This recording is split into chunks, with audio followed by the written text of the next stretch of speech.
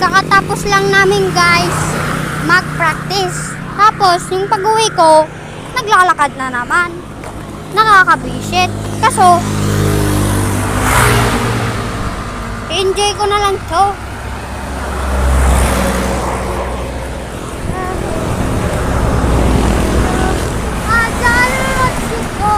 Muntik na ako guys.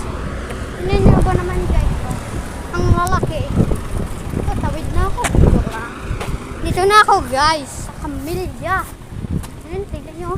Angas yan oh. Yun oh. Ito, tignan mo daanan ko. Puro dahon. I-enjoy ko to guys. Wait lang guys. Aso nga.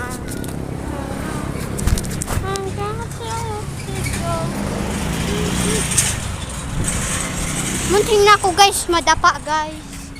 Yan guys, oh.